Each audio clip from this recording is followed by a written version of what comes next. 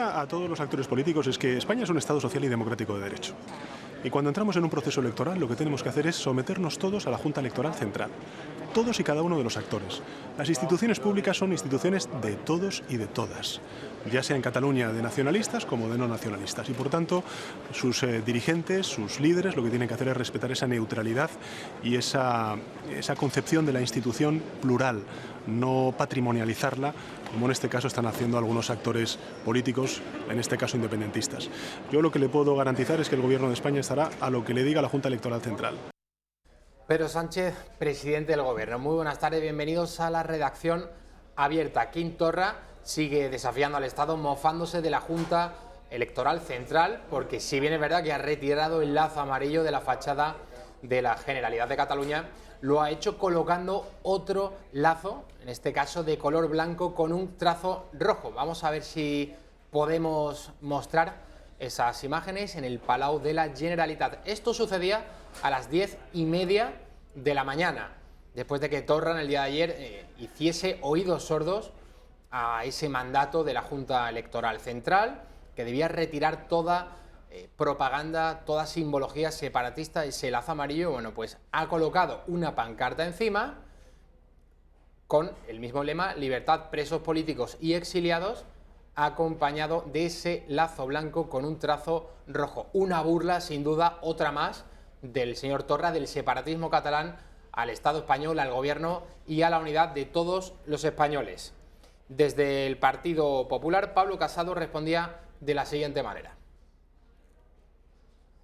Torra sigue jugando a los cubiletes de los trileros, ¿no? Y ahora esconde el lazo amarillo, presenta un lazo blanco, pone una estrella amarilla. Y yo creo que al final el problema es que quien está engañando es al Gobierno de España, o mejor dicho, quien se está dejando engañar es Sánchez. ¿Por qué? Porque necesita sus votos. Lo dramático de todo esto es que ni siquiera un presidente autonómico es capaz de cumplir las resoluciones de la Junta Electoral Central o de la propia Fiscalía, que ya tiene nuestro recurso en caso de que siga por esta línea de desobediencia. Dice Casado que Torra está engañando al Gobierno de España y añado, el señor Sánchez, presidente del Gobierno, se deja engañar muy gustosamente. Estos van a ser, después de las elecciones del 28 de abril, sus socios, los escaños que el separatismo catalán y el vasco pongan a disposición de Pedro Sánchez para tratar de seguir unos añitos más en la Moncloa. Desde Ciudadanos, Inés Arrimadas decía lo siguiente. Y hoy anuncio que hemos vuelto a ir a la Junta Electoral Central a presentar otra denuncia por la amenaza a la democracia que supone el separatismo. El separatismo sigue atacando a más de media Cataluña, sigue atacando a la libertad, sigue atacando a la necesaria neutralidad que tienen que tener las instituciones públicas. Hemos visto cómo han pasado olímpicamente de las resoluciones de la Junta Electoral Central, porque no le tienen respeto a más de media Cataluña y no le tienen respeto a la democracia. Pues bien, los que sí tenemos respeto a todos los catalanes y a la democracia, vamos a seguir defendiendo ante los tribunales, en las instituciones y en las calles, si hace falta, la democracia en este país. Ayer por la tarde tenía lugar un escrache de estos que normalmente realizan los señores de Arran, que son las Juventudes de la CUP, o los CDR, en este caso en el Salón de la Enseñanza, en el stand que ofrecía el Ejército. Había una quedada, un llamado para tratar de rodear el stand del Ejército, amedrentar a quienes allí estaban en este Salón de la Enseñanza de Barcelona. Vamos a ver esas imágenes. Las armas matan, las armas no educan, las armas matan, las armas no educan, las armas matan, las armas no educan, las armas matan, las armas. Ahí para allí con él, ¿vale? Sí.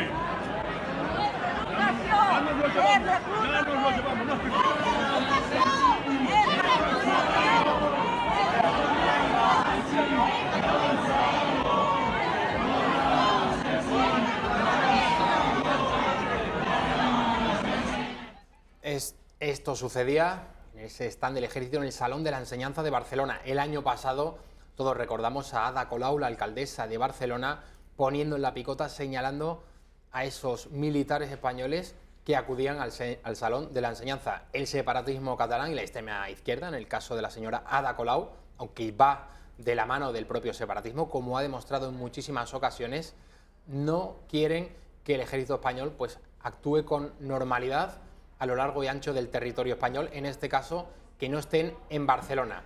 Nos vamos a ir al Tribunal Supremo. Siguen declarando guardias civiles.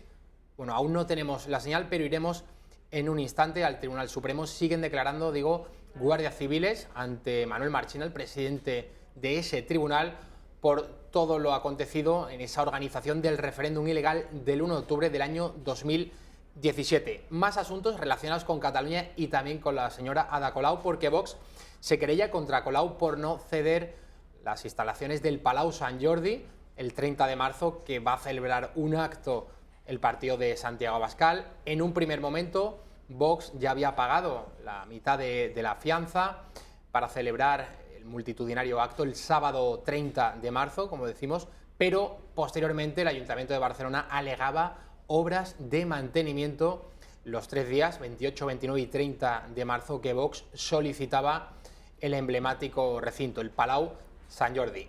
Esto, pues la negativa de Colau y del consistorio barcelonés ha motivado esta demanda, esta querella contra la alcaldesa. Posteriormente hablaremos, dentro de unos minutos, con Jorge Buxadé, que es el portavoz de Vox en Cataluña. Nos dará algunos detalles sobre esta querella presentada contra Ada Colau.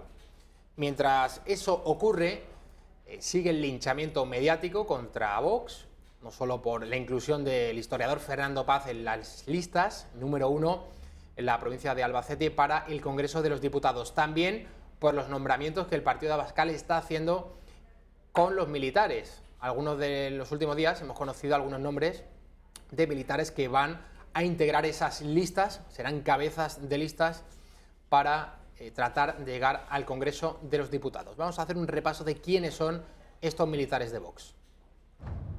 Santiago Abascal sigue cavando trincheras para hacer hueco a los militares que formarán parte de las listas de Vox en las próximas elecciones del 28 de abril. Como número 1 por Cádiz, Vox ficha a Agustín Rossetti, de la Brigada de Infantería de Marina. Él será número 1 por la provincia de Cádiz. Otro general, Alberto Asarta, quien estuvo al frente de la misión de Naciones Unidas en Líbano en el año 2009. Asarta será el cabeza de lista de Vox por Castellón. Quien también aspira a lograr un puesto como diputado, en su caso por las listas de Alicante, es el general Manuel Mestre, quien estuvo al frente del mando de las fuerzas conjuntas de la OTAN en Lisboa. El cuarto general que ha anunciado su adhesión a Vox ha sido Fulgencio Coll, que será candidato el 26 de mayo a la alcaldía de Palma en coalición con Actúa. Coll fue jefe de Estado Mayor del Ejército de Tierra durante el último gobierno de Zapatero. Todos ellos ya forman parte de un equipo que, desde la oposición, no han tardado en criticar. El 23F entraron al Congreso disparando. El 28A quieren entrar votando. Se dejarán la pistola en casa, pero es lo mismo. No hay duda que Vox ha encontrado un nicho en las Fuerzas Armadas que va a seguir explotándolo. A quien no le ha parecido en absoluto bien que Santiago Abascal y Vox presenten a militares en sus listas para las elecciones generales es a Margarita Robles, la actual ministra de Defensa en funciones. Dice que es un insulto a las Fuerzas Armadas. España es un país seguro. Sus fuerzas de seguridad, tanto la policía como la Guardia Civil, realizan un trabajo magnífico. Tenemos uno de los índices de criminalidad menores de Europa y, por lo tanto, esas ocurrencias son unas ocurrencias que, de alguna manera, insultan a nuestras fuerzas de seguridad del Estado y ponen de relieve que hay partidos que no son partidos de gobierno, que no son partidos de Estado, que prefieren las ocurrencias llamativas y no hacer propuestas que de verdad solucionen los problemas de los españoles. Ahora sí, nos vamos hasta el Tribunal Supremo. Declaran guardias civiles que participaron en la investigación de esa celebración del referéndum ilegal del 1 de octubre de 2017. Contactar con Mossos d'Esquadra. Ahí, en un principio, el problema, como estaba todo organizado por los que estaban allí, en un principio, los que estaban de avance vieron que les parecía que aquella la situación estaba tranquila, que no había mucha gente, estaba tranquila.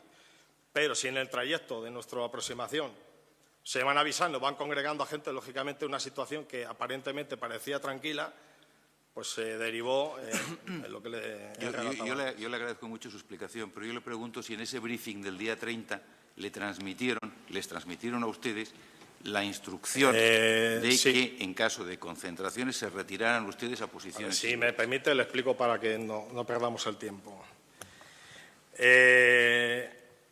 Las unidades se establecieron. No, pero bueno, para. Vamos a agilizar un poco esto. Lo que le pregunta el señor letrado es, entre esas instrucciones que usted dice que fueron instrucciones verbales, hay una en concreto que es la que él le enuncia. Lo que tenían que primar solamente es eso. Pues lo digo rápidamente. El tema de seguridad, yo no llevaba el tema de seguridad, eran otras personas, otra unidad la que valoraba la situación de seguridad. Pero si, discúlpeme usted, que quizá yo me explico mal, Sí, si no se trata de que usted no lleve la seguridad o no. Ustedes hicieron un briefing, no le hicieron un briefing para usted solo, pero ¿verdad? hubo briefing luego por unidades. Entonces a las unidades del GNRS posiblemente le darían estas instrucciones. Bien, a usted no. A mí no. Bien. Bueno, Lo que pasa que no puedo decirle si a ellos sí. Vale, perfecto. Otra cuestión. En las mismas instrucciones que a ustedes les transmitieron, las que asistió usted, les transmitieron que debían ustedes actuar a requerimiento de Mossos d'Esquadra en caso de que fueran precisas intervenciones de orden público. Y el problema es que los Mossos d'Esquadra no hicieron nada por evitar la celebración del referéndum o de las votaciones en ese colegio. Yo, señor presidente, pido auxilio. Yo no me explico y cuando lo pregunta el señor presidente, el testigo lo entiende perfectamente, que tal vez así. ¿Usted recuerda alguna de las instrucciones verbales que sí le dieron? Sí recuerdo alguna, pero eso en concreto, ya le he dicho, señoría, que al ser unidades modulares que luego se juntaron, el tema de la seguridad no me concernía.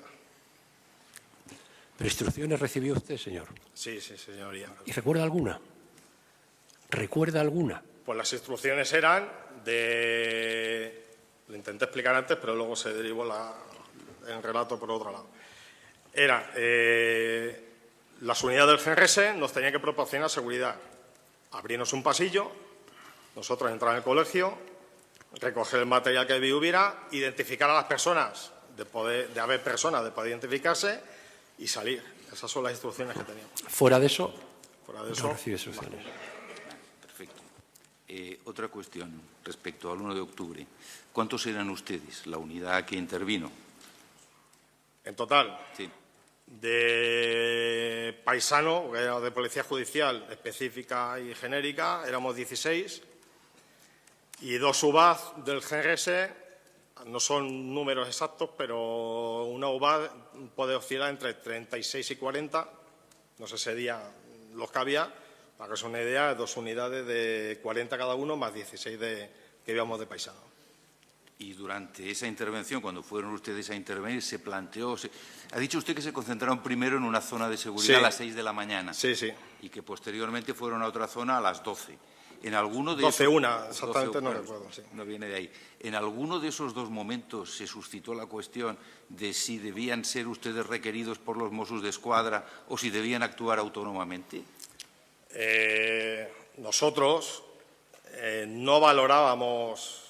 Nosotros simplemente eran cuando recibía el oficial del GNRS la instrucción de actuar, se actuaba. O sea, nosotros no decíamos directamente cuándo actuar y dónde. Simplemente nos decían actuar en tal sitio a tal hora o ahora. Pero fíjese, se lo pregunto incluso en otro sentido. Ustedes no llegó a suscitarse, no lo comentaron ustedes.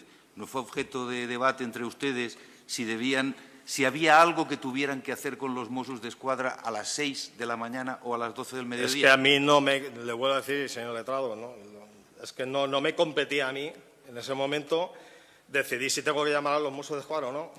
Entonces ese debate no me surgió porque...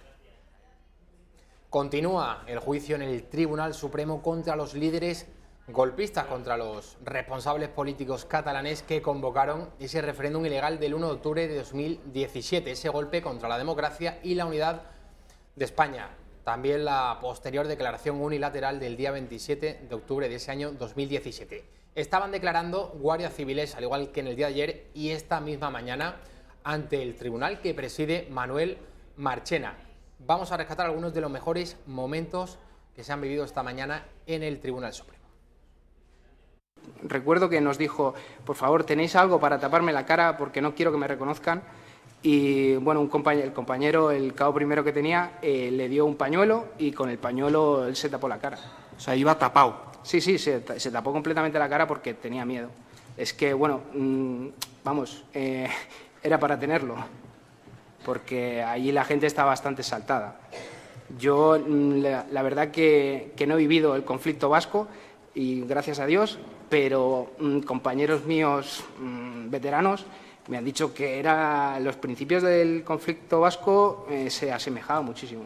El recuerdo, se me grabó bastante la cara de odio de un señor mayor, como, no sé, un odio extremo hacia nosotros, como si le estuviésemos quitando algo de su familia o algo, porque ya le digo, un odio, una cara de odio. El señor Pere Aragonés buscaba financiación internacional y la creación del Banco Central de Cataluña. Y el señor Salvador era más a nivel gestión interna de impuestos. Una vez que pudiesen suplantar a la agencia tributaria española, ¿cómo podrían financiarse?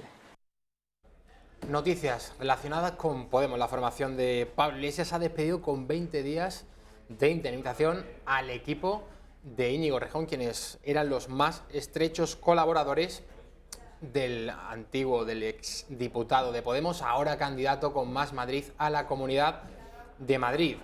Podemos, que siempre criticó la reforma laboral, que se abaratase el despido, bueno, pues ha despedido a trabajadores acogiéndose a la reforma laboral del Partido Popular. Más asuntos relacionados con Podemos, porque Pablo Bustinduy ha rechazado ser el líder de Podemos a las próximas elecciones europeas. Es un político de marcado carácter errejonista, de la máxima confianza de Íñigo Errejón, y por este motivo, por desavenencias con la dirección, con Pablo Iglesias, pues prefiere no concurrir a las próximas elecciones europeas que se van a celebrar el 26 de mayo. Más asuntos relacionados con Podemos. La alcaldesa de Madrid, Manuela Carmena. El ayuntamiento va a reconocer, va a homenajear a Pablo Iglesias, el fundador del Partido Socialista. No Pablo Iglesias, el líder de Podemos. Va a tener un monolito en el Parque del Retiro de la capital. El señor Pablo Iglesias, bueno, pues todos lo conocemos además de haber sido el fundador del Partido Socialista, por haber proferido algunas sentencias, algunas frases en contra de la democracia.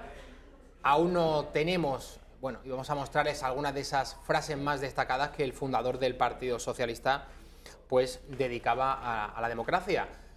Bueno, decía que cuando la democracia y el sistema parlamentario no fuesen del provecho del Partido Socialista, que el PSOE no acataría las leyes, las acataría el juego democrático, las reglas, las normas de la democracia y del parlamentarismo, siempre que al PSOE le interesase. Cuando dejase de interesarle, que entonces no iban a acatar la democracia. Esa era una de las grandes frases del fundador del Partido Socialista, que ahora los señores que están todo el día con la matraca de la memoria histórica van a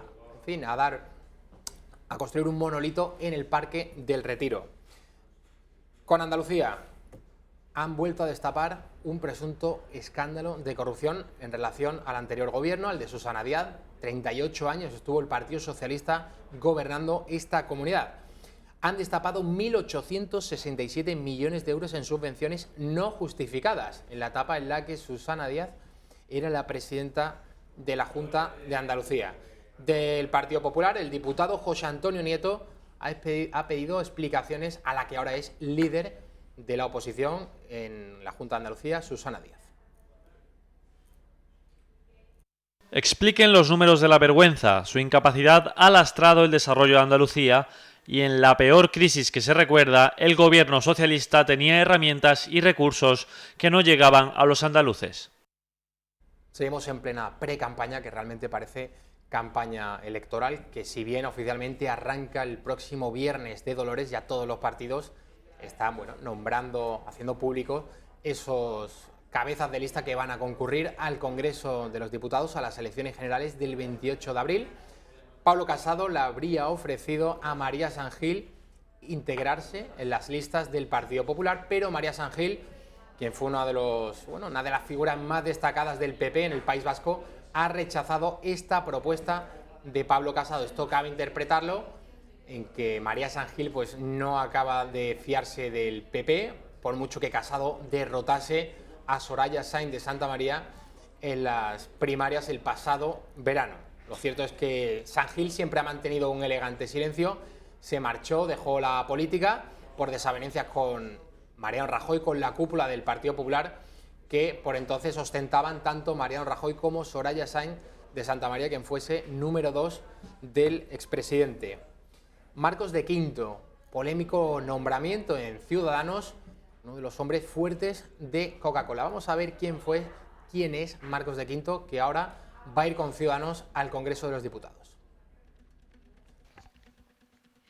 Con más de 40.000 seguidores, Marcos de Quinto se presenta a sí mismo como un pirata que navega sin bandera, o al menos que navegaba porque ya tiene una, la naranja.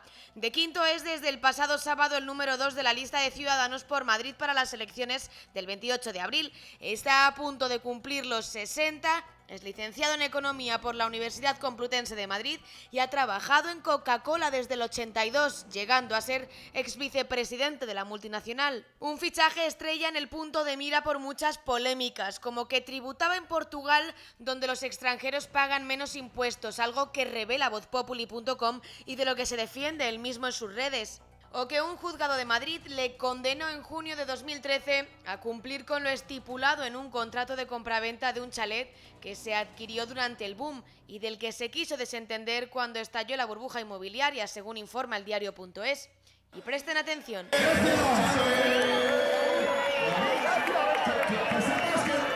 Así llegaba la mujer de Marcos de Quinto al altar en septiembre de 2017 para casarse con él. Y así salían de la Catedral de Cuenca tras el enlace.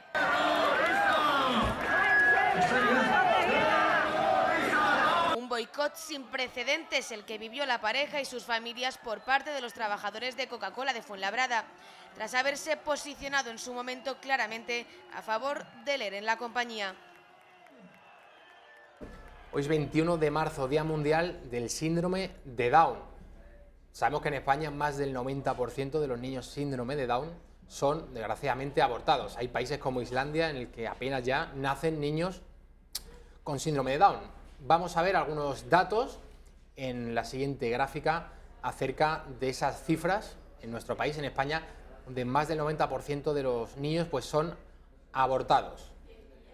Ahí lo vamos a ver. Como hemos dicho, más del 90% son abortados en España. Hoy nace un niño Down por cada 1.500 nacimientos, mientras que en los años 80 lo hacía 1 por cada 700. En España nacen anualmente algo más de 200 niños con síndrome de Down y estamos entre los 3 países con menor índice de nacimiento de personas con síndrome de Down. Sin duda una cifra para avergonzarnos. En un instante hablaremos con Esteban Rodríguez, que es ginecólogo, pero antes de eso vamos a ver el vídeo que ha lanzado la asociación Así Down con una campaña titulada No te cambio por nadie. Nada más nacer se me acercó la enfermera y me dijo, hay un 90% que sea mongólico, que entonces se decía mongólico. No nos vamos a engañar, es un shock.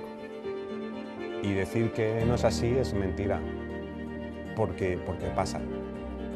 Pero gracias a Dios Pablo estaba muy sano y entonces pues tiramos para adelante. Fue, claro, una noticia triste, pero no fue vivido con tristeza. Y empecé a mejorar y esto ha sido lo más grande de mi vida. Es tu hijo y lo quieres con locura. Y tenemos claro que... No te cambio por nadie. Es muy cariñoso. Sensible. Es un corazoncito, es un amor. Es un premio que hemos tenido. Y era capaz de amar sin condiciones. Nos vamos a la publicidad. A la vuelta tendremos conexión telefónica con Esteban Rodríguez, que es ginecólogo y fue conocido hace ya más de 10 años, ejerce su profesión en la provincia de Cádiz, porque fue uno de los grandes objetores de conciencia negándose a practicar pruebas de diagnóstico prenatal, que son las que luego propician que puedan abortar síndromes de Down. A la vuelta de la publicidad, no se lo pierdan. Una de las cosas más impresionantes que han pasado en España en los últimos años es que de repente los españoles hemos descubierto que somos españoles. Es una cosa fantástica. Bueno, bienvenida sea. Y una magnífica forma de celebrar eso son nuestras constituciones. Las 7 constituciones que durante los siglos XIX y XX han sabido expresar el alma de una sociedad, la sociedad española, en diferentes momentos. Esto es lo que les ofrecemos hoy. Un álbum precioso de Teófilo Ediciones, unas ediciones cuidadísimas y además un texto de interpretación de todas ellas. No deje pasar la ocasión de adquirir esta edición. Es un regalo formidable, además de muy bonito, con ese gran óleo del juramento de las Cortes de Cádiz en el frontispicio. Precio, 99 euros. Son 99 euros sin los gastos de envío. ¿Cuáles son los gastos de envío? Para la península, 5 euros. Para Baleares, 10 euros. Y para Canarias, Ceuta y Melilla, 15 euros. Usted lo pide y en 48 horas máximo lo recibe. El pago hay que realizarlo contra reembolso, a la antigua, en efectivo, a la entrega del paquete, que es el mejor modo de asegurar que usted recibe esta auténtica pieza de orfebrería editorial. ¿Dónde pedirlo? En el teléfono 91-616-2464 o en el correo electrónico club@intereconomia.eu. Pone usted su nombre y apellidos, la dirección completa, incluido el código postal, muy importante, y un teléfono de contacto, preferiblemente móvil, ya sabe, y asunto arreglado. No deje pasar esta oportunidad porque España, las constituciones y usted se lo merecen.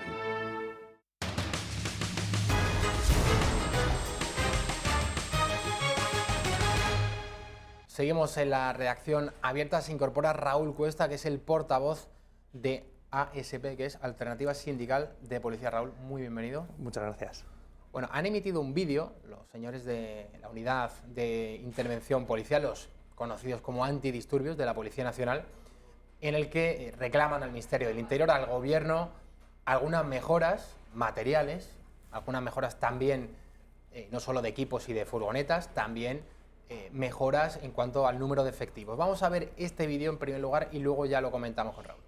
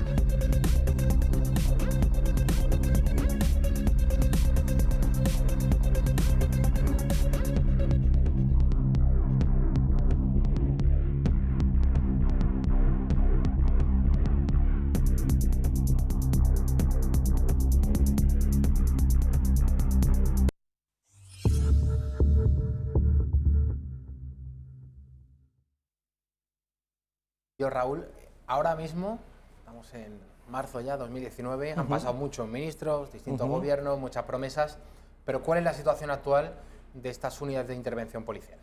Alarmante y catastrófica, tristemente, y te voy a explicar por qué. Vamos a hacer esto que el espectador entienda exactamente lo que es un antidisturbio, un agente, un policía nacional de la unidad de intervención policial. Es una persona con una familia, con una vida exactamente normal, que tiene 3 cometidos muy importantes. El primero, si hay un problema de seguridad ciudadana, una manifestación, recordemos el 15M, allí acudirán las unidades de intervención policial. Imaginemos que hay una catástrofe, como fue el descarrilamiento de los trenes en Galicia, o como fue tristemente el 11M. Son también los primeros, también en los terremotos de Murcia, son los primeros en acudir para prestar auxilio. Y por tercer punto, son el objetivo principal de los grupos terroristas y de los grupos criminales organizados. Es decir, estamos hablando de que un antidisturbio es, digamos, dentro de la Policía Nacional, de la gente que más figuras expuesto está, ¿verdad? Sí, de los más valientes y a los que más se tira de ellos. Y a esto tenemos que añadir el abuso político que se ha ejercido de estas unidades en el 2018 con todo el tema de Cataluña. Raúl, número de efectivos. ¿Cuántos agentes de los antidisturbios de la Policía Nacional tenemos ahora mismo y Sí. cuántos deberíamos tener? Sí, pues mira, las unidades de intervención policial ahora mismo rondan por catálogo 2.600 efectivos, de los cuales reales hay 1.970 aproximadamente. ¿Puedes explicar eso de reales? Sí, es decir, los 12 grupos que hay distribuidos por toda España no están cubiertos al 100%. ¿Por qué? Pues por muchos motivos. Primero, porque el Cuerpo Nacional de Policía en general, como bien has comenzado al principio de nuestra conversación, está abandonado por los diferentes gobiernos, no solamente en medios materiales, sino en efectivos. Digamos que tenemos un déficit de un 20% de policías nacionales, que repercute en las unidades de intervención policial. Pero esto es más triste todavía, es decir, porque no es que haya 1.900 efectivos, sino que es que de los últimos 6 meses para acá, policías, inspectores jefes, un total de 600 efectivos quieren abandonar estas unidades especiales, con lo que nos quedaríamos con prácticamente la mitad de lo que estipula la Dirección General de la Policía que tiene que tener para hacer frente a todas las problemáticas que hemos hablado con anterioridad. O sea que la cifra ideal son 2.600, la cifra oficial 2.600, entonces La ahora real, mismo 1900. 1.900, 600 se quieren marchar, nos quedaremos en 1.300, es la mitad de los agentes antidisturbios que debería tener un país como España con 47 millones de habitantes. Así es. Jornada laboral, también hay quejas de los agentes en relación a este asunto. Sí, para concretar, hay un abandono totalmente generalizado por los diferentes gobiernos de las unidades de intervención policial. ¿Y esto en qué se refleja? En la jornada laboral, en los medios humanos y materiales, como hemos dicho también los efectivos, y en las reformas urgentes que tienen de obligado cumplimiento desde el año 2015. En este tema, lo que queremos decir es que la jornada laboral, volvemos a repetir, un antidisturbio, un policía nacional tiene una familia, tiene un hijo, tiene una mujer y tiene una vida aparte, fuera de su jornada laboral.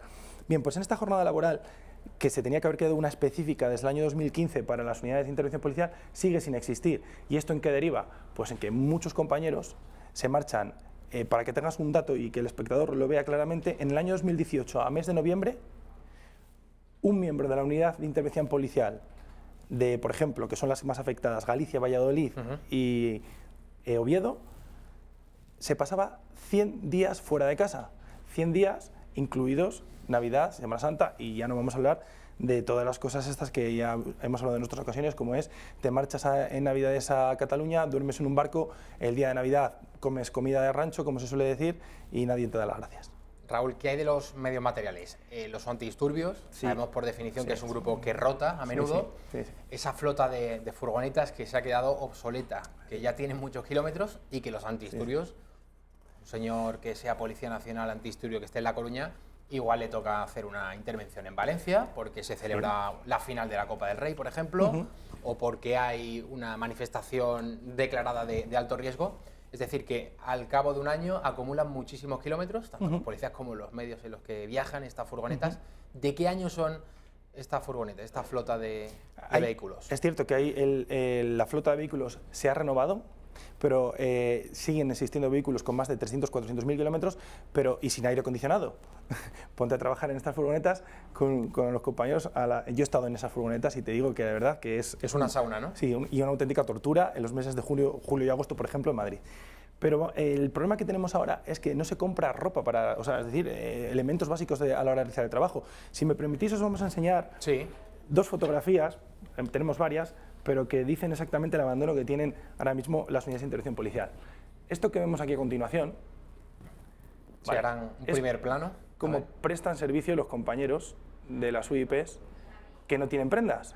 Para que te hagas una idea, estos pantalones que se tienen que zurcir ellos mismos llevan, sin licitarse la compra, 4 años ya. Y no hay previsiones de que se compre. Es más, el día 15 hubo una nueva promoción a las que no se le dio uniformidad de antidisturbios, se le dio unidad de otro tipo. Y ahora vamos a ver una gorra, que esto está en vigor, es decir, esto no es una hemeroteca.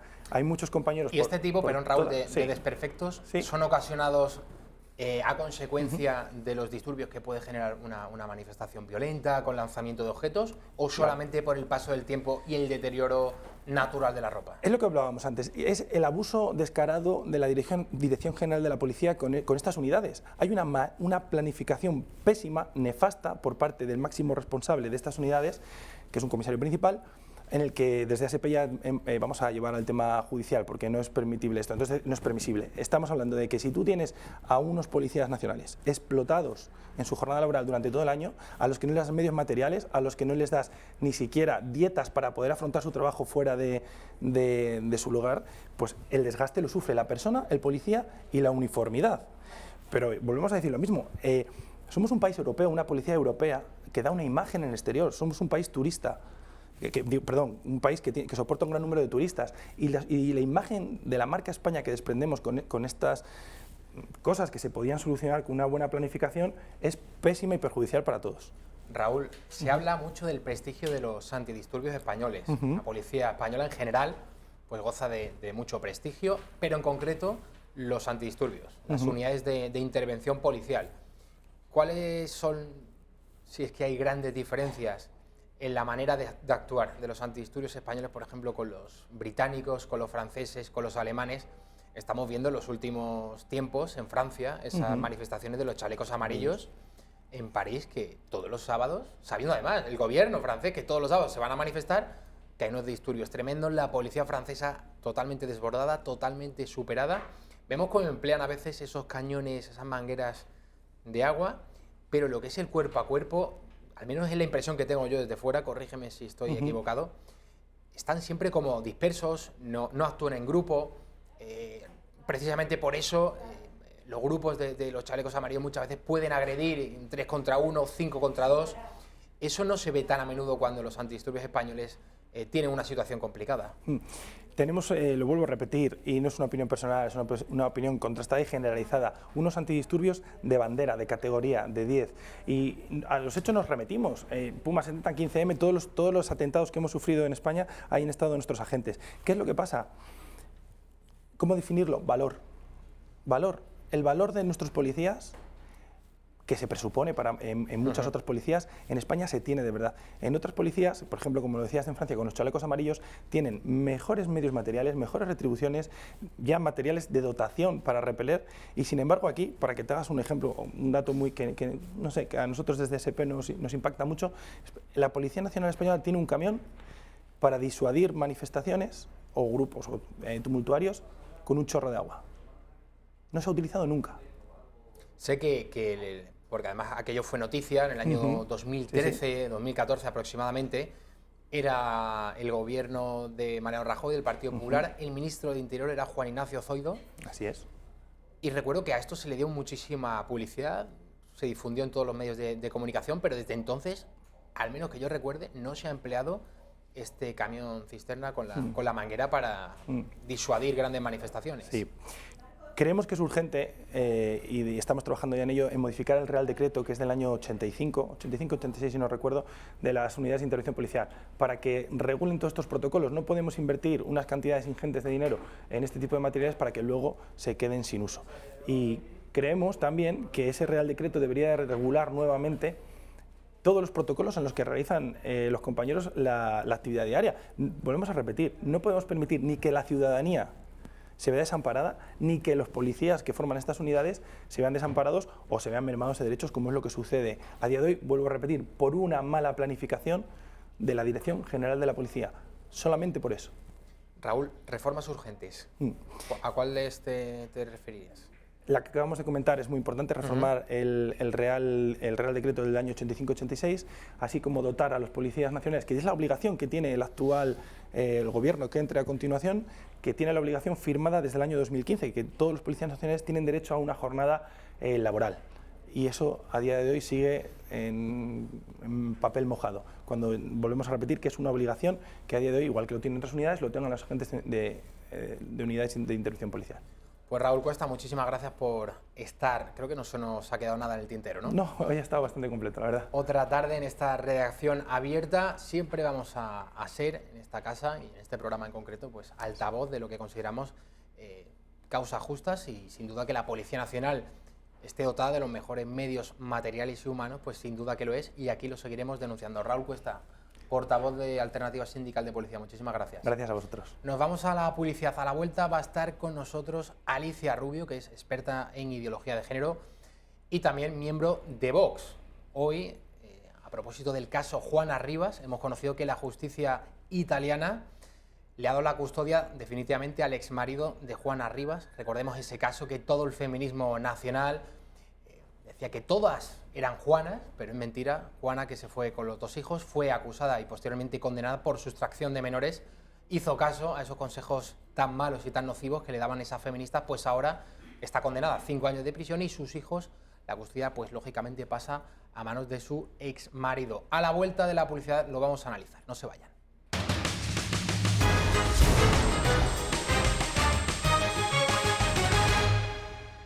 Lo comentábamos al inicio, 21 de marzo, Día Mundial del Síndrome de Down. Tenemos ya conexión telefónica con Esteban Rodríguez, es ginecólogo y su caso, bueno, pues pasó a los grandes medios de comunicación porque es uno de los grandes objetores de conciencia. Se negó a practicar las pruebas de diagnóstico prenatal.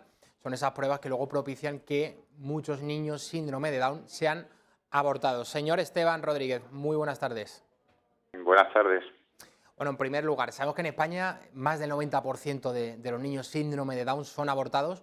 ¿Usted esto lo achaca prácticamente a esta prueba de diagnóstico prenatal? Bueno, exactamente.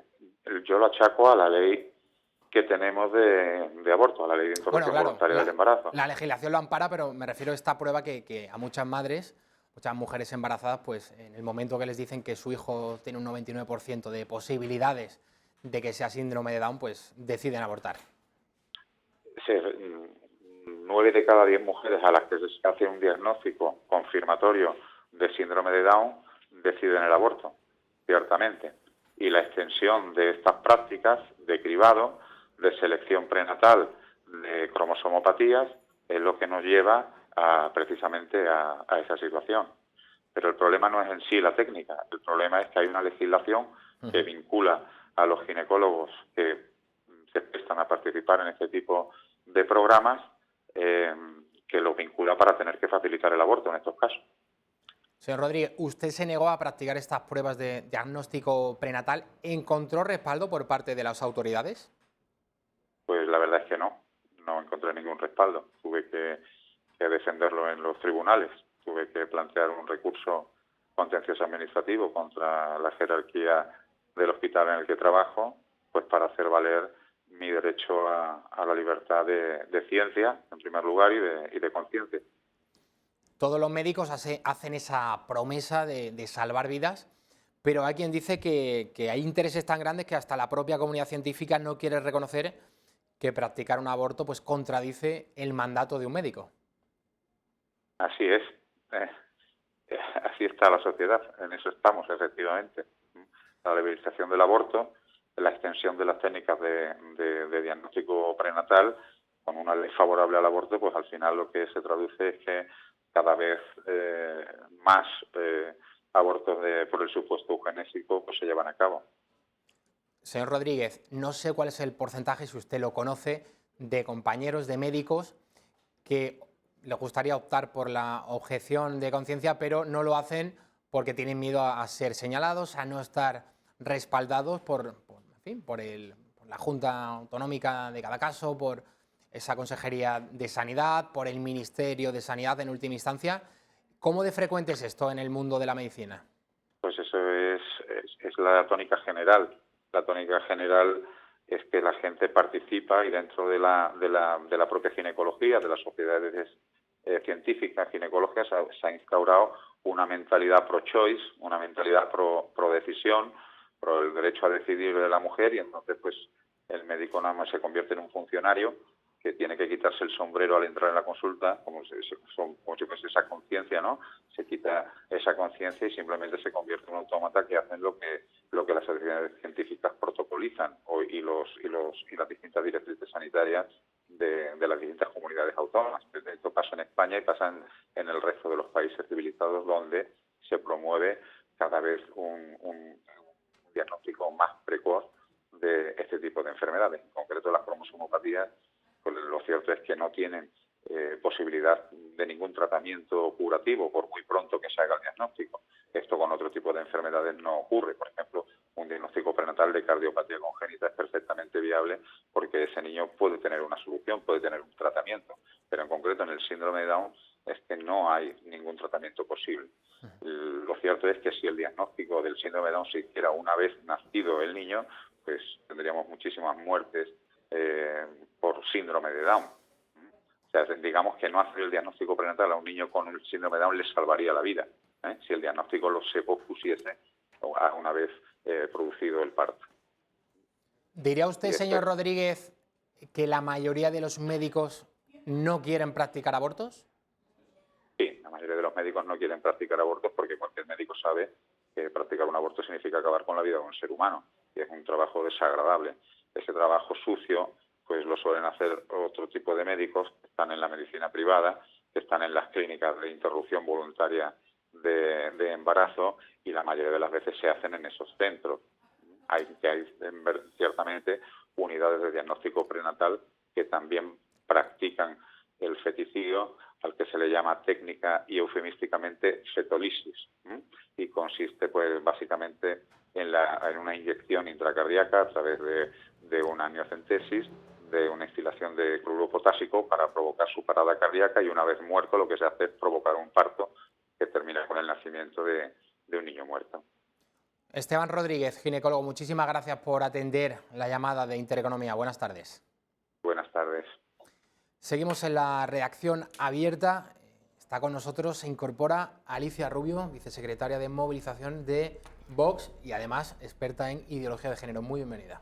Hola, muy buenas tardes. Alicia, hemos conocido, la justicia italiana ha entregado la custodia de los hijos de Juana Rivas al exmarido.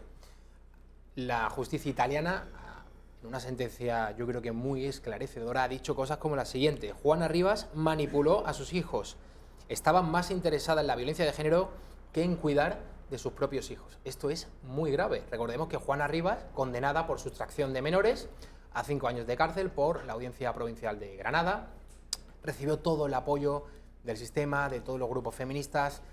Recordaron aquello de todas somos Juana, le invitaban y le incitaban a que se llevase a sus hijos, que no se presentase ante la justicia, tenía que comparecer ante el juez. Ella se escapó con los niños, estuvo en paradero desconocido algún tiempo y luego, lógicamente, pues ha sido condenada a un delito de sustracción de menores. ¿Qué te parece lo que dice la justicia italiana? Bueno, pues aparte de que hay que respetar lo que dice la justicia italiana, es que lo que es evidente es que, al contrario que aquí en España, que yo veo sentencias que no me caben en la cabeza, aquí se ha buscado el bien superior del menor, el bien superior de estos menores. ¿Por qué? Pues porque es evidente que su madre no se comportaba debidamente, es decir, los ha utilizado un poco de arma arrojadiza, les ha hecho un daño psicológico evidente, es decir, ha incumplido, desde luego, ha cometido un delito de secuestro con los menores, estaba más interesada en hacer daño al padre que en no hacer daño a los hijos. Yo, al menos, esa es la visión que desde mi punto de vista podemos tener. Entonces, lo que hay que mirar es con quién están los niños mejor, con el padre.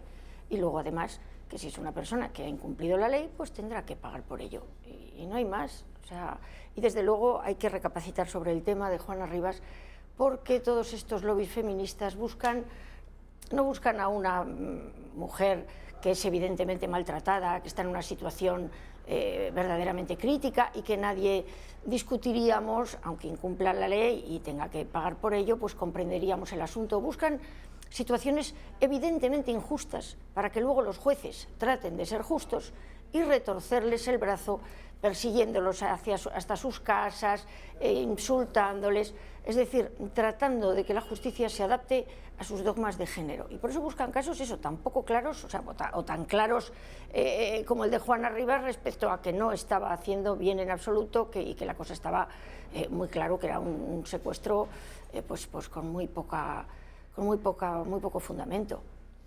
Añade también Alicia, la justicia italiana: Juana Rivas es inconsciente del daño psicológico que le ha hecho a sus hijos separándolos del padre. ¿Qué te parece?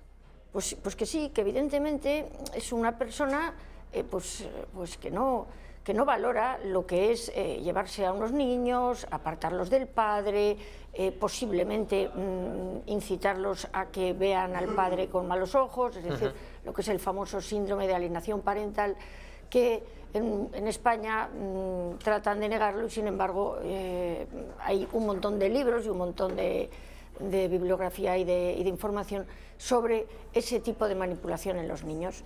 Entonces, pues la verdad es que creo que la justicia ha tratado de mirar por los menores. Creo que el movimiento feminista ha sido muy responsable porque ahora, con todo esto que está dando a conocer la sentencia de la justicia italiana, ahora nos damos una idea de quién es la señora Juana Rivas. Lamentablemente, esto no es motivo de regocijo, pero hay que contarlo y hay que informar de ello.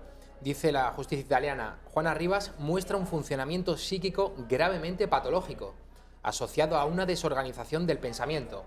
Esta señora fue utilizada por feministas de todo pelaje para impugnar sus consignas. Esta feminista no se jugaba la libertad como sí lo hacía Juana Rivas, y todas ellas, en todo momento, animándola, incitándole a que siguiese en paraderos desconocidos con sus hijos y que no se presentase ante la justicia. Esto, Alicia, que dice el informe de la justicia italiana, es muy, muy grave. Pues sí. Es un informe médico que recoge y que en fin, que hace suyo también esta sentencia de la justicia italiana, como digo. Claro, yo espero y confío en que en Italia tengan unos peritos a este respecto adecuados, y no como en el caso de España, que se está empezando a descubrir que tenemos, para juzgar estos casos tan tremendos en los que se dilucida algo tan importante como el futuro de unos menores y su bienestar, pues tengamos a personas sin cualificar o personas ideológicamente mediatizadas, como pasa con todo este feminismo de género. Entonces, si analizamos este caso y pensamos que Juana Rivas, en vez de caer en manos de unos personajes sin escrúpulos y muy fanatizados, como pueden ser estas feministas, y que además trataron de manipular y de utilizar el caso en su beneficio, llega a caer en manos de una persona sensata, que le hace ver las circunstancias, que le hace ver el mal que le está haciendo a sus hijos, es decir, que hace una mediación con su marido, es decir, que la aconsejan bien, es muy posible que todo esto se quedara pues en algo menor, y sin embargo ha tenido que caer en manos pues de gente que no mira nada más que por sus propios intereses, y así es. Alicia, también dice la justicia italiana, bueno, pone a Juana Rivas en tratamiento y le obliga a seguir una terapia semanal de apoyo a la paternidad. ¿Qué es esto de apoyo a la paternidad? Yo la verdad que no lo he entendido muy bien. ¿Qué tipo de terapias puede recibir en este caso Juana Rivas? Pues no sé qué tipo de terapia será, pero yo creo que sí, que hay que hacerle ver realmente la necesidad que tienen los niños de disfrutar de los dos progenitores, la necesidad que tienen los niños de ver que sus padres, aunque ya no vivan juntos y estén separados, tienen una relación cordial y civilizada, pues eso, la necesidad de afecto. Yo creo que todo eso no se valora, y en esta guerra estúpida que se nos está fomentando, esta guerra de sexos, el uso de los menores como arma arrojadiza, como forma de hacer daño, como forma de demostrar son míos, aquí mando yo, está causando un daño enorme que ahora va a dar con esta señora pagando el delito, con unos niños que han estado secuestrados, a los que ahora habrá que que explicar, tratar de justificar la figura de la madre, porque claro, tampoco una imagen tremendamente negativa de la madre va a ser positivo, y desde luego a esta señora pues darle herramientas emotivas para controlar este tipo de cosas. Otro asunto, Alicia, hoy en el Congreso de los Diputados ha estado el padre de Diana Quer, ha entregado 3,2 millones de firmas para que no se derogue la prisión permanente revisable. Esta es una de las demandas del padre, también de otros partidos, de muchos sectores de la sociedad. Quieren un endurecimiento del Código Penal, que cualquier criminal o violador pues no salga de la cárcel, o que si lo hace sea lo más tarde posible, después de que un juez dictamine, o un experto dictamine, si está rehabilitado para la sociedad. Vamos a escuchar al padre de Diana Quer hoy en el Congreso de los Diputados. Como ya se ha puesto de manifiesto, desafortunadamente, con tanta tragedia este año, educar y solo educar no es suficiente. y que el cumplimiento íntegro de las condenas que defienden las fuerzas progresistas no es garantía de reinserción, ya nos lo dijo a los españoles el asesino de Laura Luelmo, Bernardo Montoya, en el mes de diciembre, cuando nos dijo: jamás me pongan en libertad, volveré a asesinar. Así que la prisión permanente revisable es una pena necesaria. Por ello está vigente en los países más avanzados de Europa. Bueno, habla ahí de varias cosas el padre de Diana Cara, Alicia. De la educación, que sin duda es importante, pero que las penas a veces no son suficientes para, que no garantizan la reinserción del criminal, del asesino, del violador. Yo creo que en eso estamos de acuerdo. Sí, es que aquí se ha centrado mucho en, digamos, en la redención del delincuente, que es algo deseable, pero es que hay que tener en cuenta que hay delincuentes que no son, no se pueden reintegrar en la sociedad porque van a seguir delinquiendo. Es decir, cuando uno hace una ley penal, busca desde luego un efecto disuasorio y busca también un efecto de resarcir a la víctima con un castigo que no se toma por su mano y que toma el Estado. Y también tiene pues una parte de reinserción que no siempre puede ser. Y entonces viene la parte en la que la pena lo que hace es defender a la sociedad de ese sujeto que es peligroso y que hace daño. Entonces, el hecho de pensar que todos los delincuentes son reinsertables es una quimera, es falso. Hay delincuentes que incluso ellos mismos reconocen que son enfermos, que no pueden con sus pulsiones, y la sociedad debe defenderse y la sociedad debe mantenerlos en prisión. Lo terrible de todo esto es que mientras que la inmensa mayoría de la sociedad estamos de acuerdo y este hombre sigue consiguiendo firmas y firmas, como suele suceder últimamente, nuestros gobernantes deciden ir por otro lado. Entonces, lo mismo que nos encontramos con leyes que nadie ha pedido y que aseguran que son un clamor social, porque lo han pedido 4 señores con 2 pancartas, hay otras veces que 3 millones y pico de firmas no les parece suficiente como prueba de que la sociedad quiere ese tipo de intervención con los delincuentes peligrosos. Entonces yo, desde luego, creo que se tiene que plantear la casta política hasta qué punto está siguiendo sus propias directrices o hasta qué punto quiere el bienestar de una sociedad preocupada por esos delincuentes que andan sueltos y que se sabe que no tienen reinserción. Alicia Rubio, muchísimas gracias por estar con nosotros en la redacción abierta. A la vuelta de la publicidad vamos a tener conexión telefónica con Jorge Buxade, es el portavoz de Vox en Cataluña. ¿Y por qué? Bueno, pues porque el partido de Santiago Abascal ha presentado una querella contra la señora Ada Colau, alcaldesa de Barcelona, por prevaricación y por denegación de prestación de servicio. A propósito del Palau Sant Jordi, Vox lo había solicitado para celebrar un acto el 30 de marzo, es decir, dentro de 2 sábados. Había pagado la fianza, había pagado la mitad del dinero, no había ningún problema hasta que de pronto la señora Colau, el Ayuntamiento de Barcelona, alegó unas obras de mantenimiento de última hora, por lo que Vox finalmente este acto del 30 de marzo, que sí va a celebrar en Barcelona, no lo va a poder hacer en el Palau Sant Jordi, pero sí en mitad de la calle. A la vuelta de la publicidad, Jorge Buxade, no se lo pierdan. Gracias.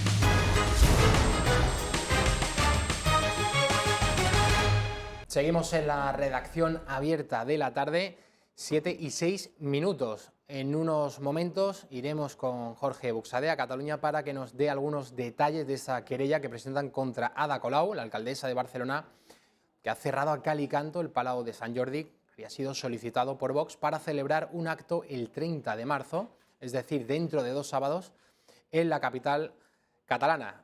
Colau alegaba reformas, obras de última hora y por este motivo presentan una querella por prevaricación y denegación del servicio público. Eso en un instante, pero antes de ir a Cataluña vamos a seguir hablando de todos los ataques que está recibiendo Vox, el partido de Santiago Abascal, a propósito del nombramiento de Fernando Paz como número 1 por Albacete, por la provincia de Albacete, al Congreso de los Diputados. En los últimos días hemos visto que han atacado a Fernando Paz desde muchos medios de comunicación, acusándole de homófobo, de negar el holocausto, de ser un pseudo historiador. En fin, le han dicho de todo. De momento el partido de Santiago Abascal está resistiendo, no hay ninguna notificación que diga lo contrario. Fernando Paz va a ser ese candidato de Vox al Congreso de los Diputados, pero ahora vamos a recuperar algunos momentos de todos estos ataques que se han venido produciendo en los últimos días, el diario El País, La Sexta, y no les quiero contar lo que ha sucedido en las redes sociales con tantos periodistas, algunos, no voy a decir los medios, pero algunos muy cercanos a esta casa, atacando a Fernando Paz. Todo lo que está sucediendo en torno a Fernando Paz está siendo lamentable. Lamentable, de verdad se lo digo. Y no todo se puede contar en televisión. Pero bueno, vamos a recuperar esos ataques, vamos a ir viéndolo, lo que han ido publicando en los últimos días a propósito del historiador Fernando Paz. A ver si podemos verlo.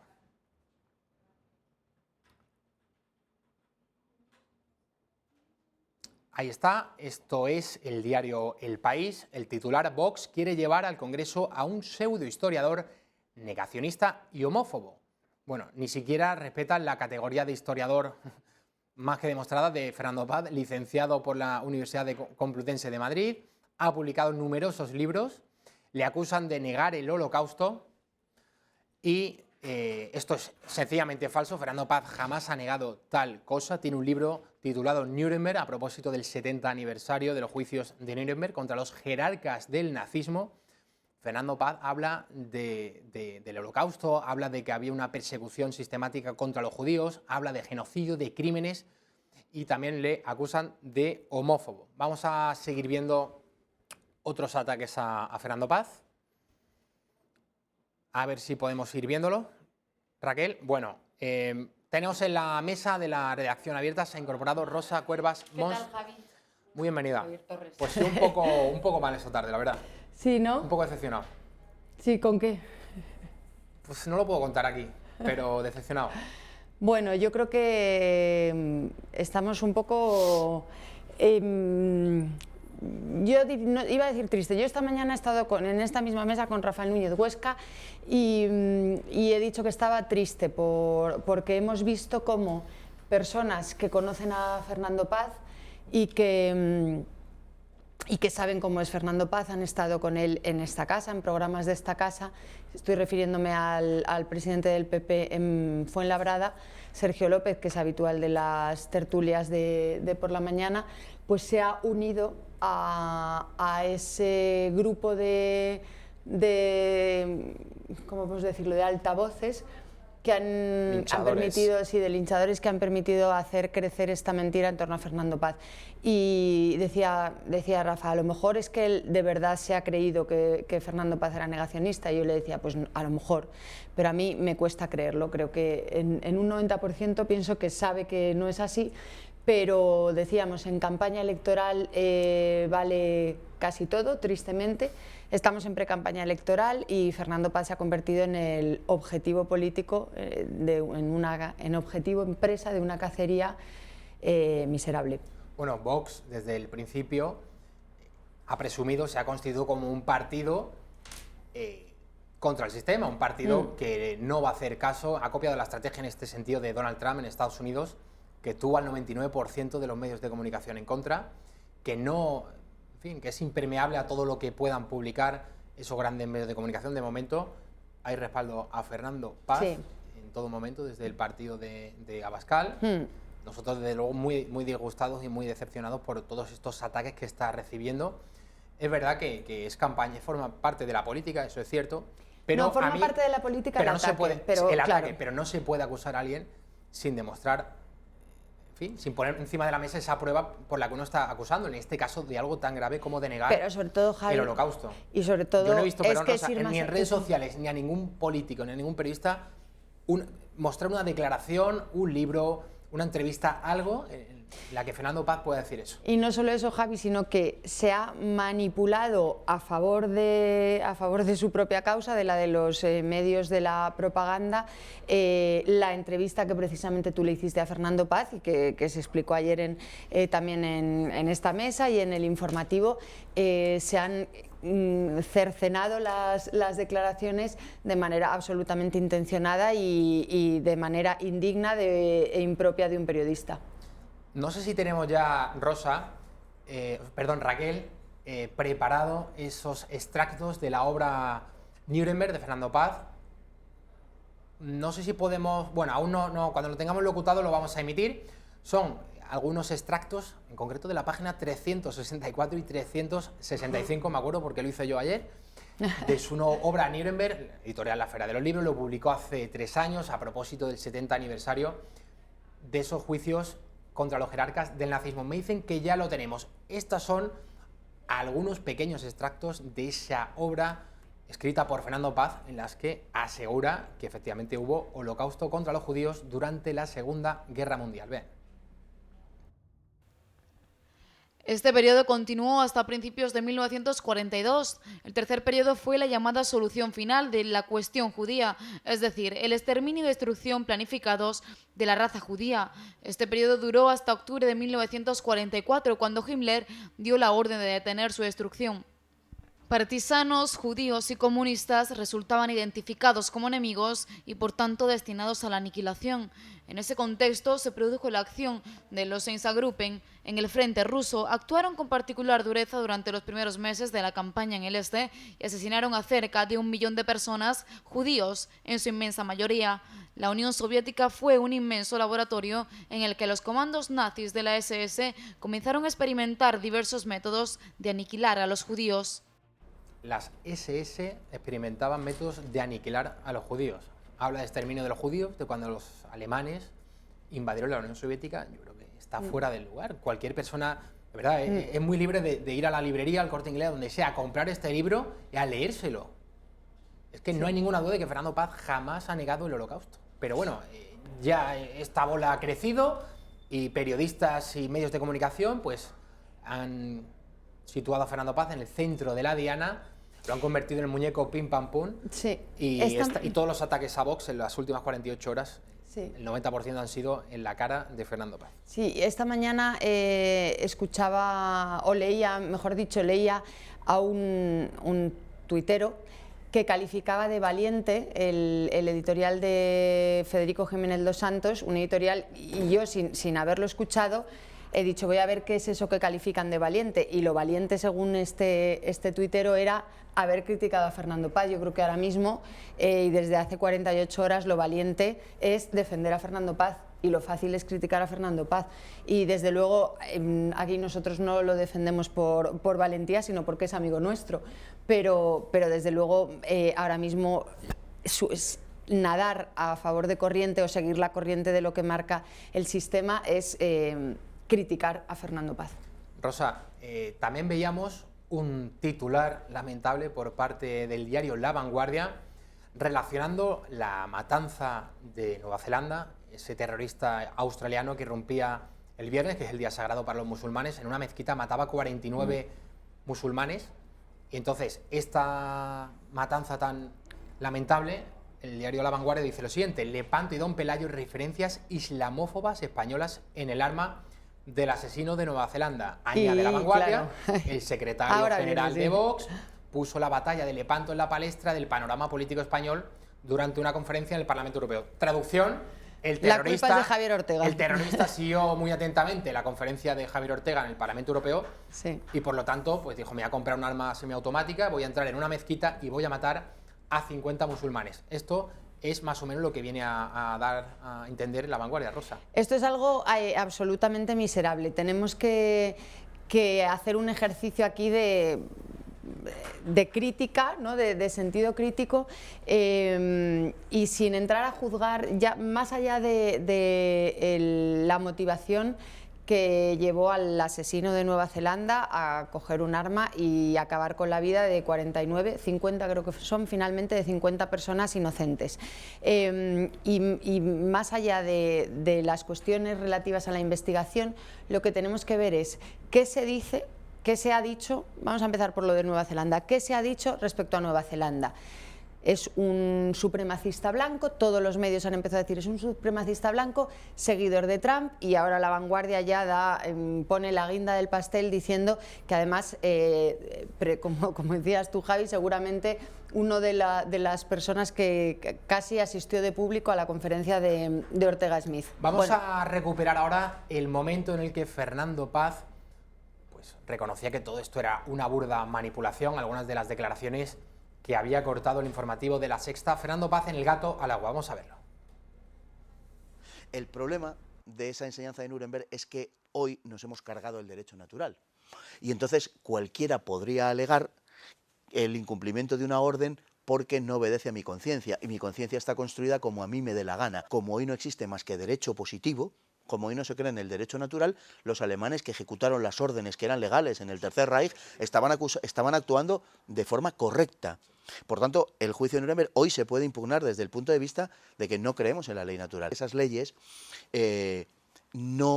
estaban contra los derechos humanos, no cumplían los derechos humanos. Y hoy los derechos humanos, digamos que serían la piedra angular en la defensa de esa idea. Bien, también podría decirse, oiga, es que los derechos humanos no habían sido compilados en 1945.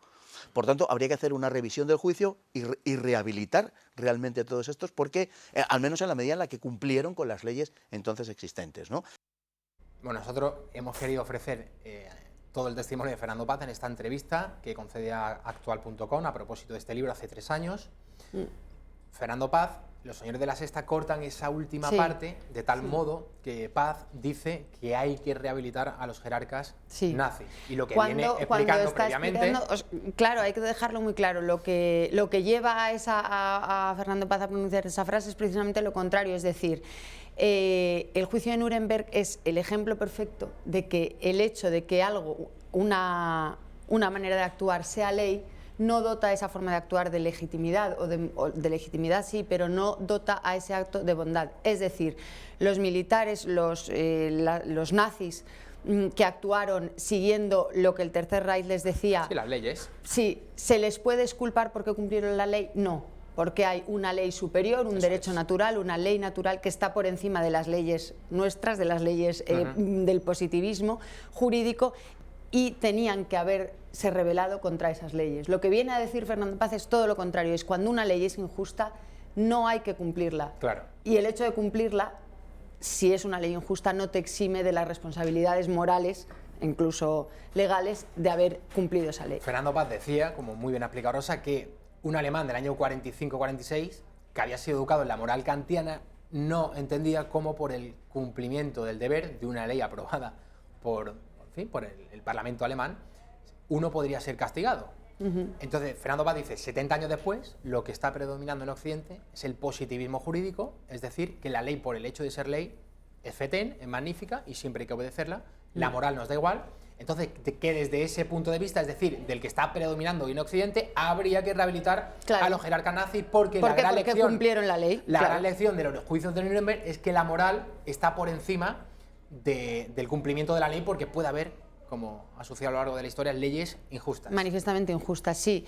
Pues eso es, Javi. Y nos hemos quedado antes con la comparación, porque a mí lo de Lepanto ya es que me parece el rizo que estaba ya rizado. Y lo vemos con un ejemplo. Cuando se produce un atentado de corte islamista, hay una serie de medios que prácticamente en la segunda línea de la noticia, en la que están dando cuenta del atentado, casi antes de decir el número de víctimas mortales, empiezan a decir alerta ante el peligro del aumento de la islamofobia, esto es un hecho aislado que nada tiene que ver con el Islam.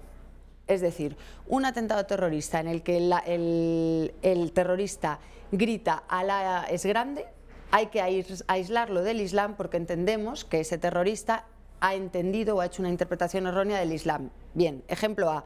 Cuando el que mata es un supremacista blanco y mata en Nueva Zelanda y mata, en teoría, en nombre de unas ideas que no son una religión, de unas ideas que de alguna manera o parte de esas ideas pueden compartir Donald Trump y otros políticos, la relación lógica que se hace es que esa persona, como es seguidora de Trump, la culpa del atentado es de Trump, o la culpa del atentado es, en este caso, de Javier Ortega Smith, porque habló de la batalla de Lepanto y resucitó los fantasmas de quienes quieren resucitar la batalla de Lepanto. Esa comparativa es absolutamente tramposa y hay que ponerla sobre la mesa.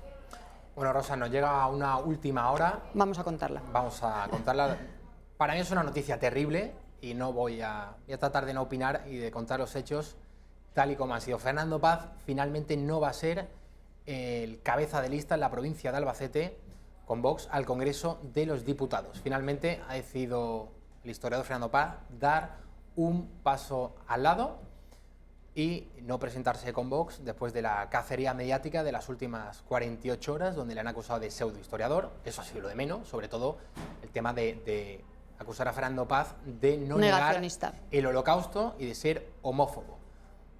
Yo realmente no quiero opinar, Rosa, más de la cuenta porque me voy a calentar, así que una vez contado esto, creo que te dejo a ti para que hagas cualquier comentario.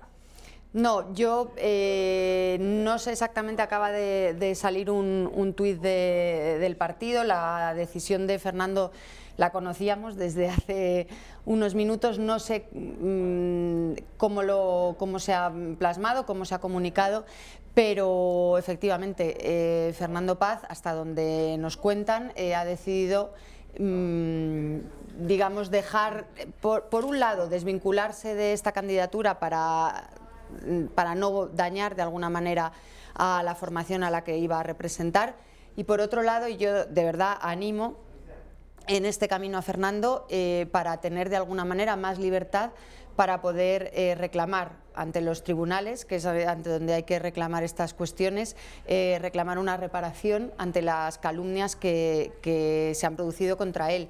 Y yo desde aquí reiterar mi apoyo a Fernando Paz y desear que la justicia, a esos medios de comunicación y a esas personas que tan libremente han intentado y seguramente hacia muchas personas conseguido pues manchar su fama y su figura, pues que respondan ante la justicia de ello. Bueno, lo vamos a emitir en cuanto podamos en sus pantallas para que todos ustedes puedan ver las explicaciones que ha ofrecido Fernando Paz, pero yo las voy a leer ya a través de la cuenta que Fernando Paz tiene en la red social Twitter. Dice lo siguiente: tras la cacería mediática inspirada por la izquierda y apoyada por otros medios, todos ellos preocupados por el auge imparable de Vox, quisiera comunicar lo siguiente, que agradezco en primer lugar el apoyo del partido, de su cúpula y sobre todo de las innumerables adhesiones y muestras de afecto que he recibido en persona y a través de las redes. Los manipuladores no llegan a todas partes,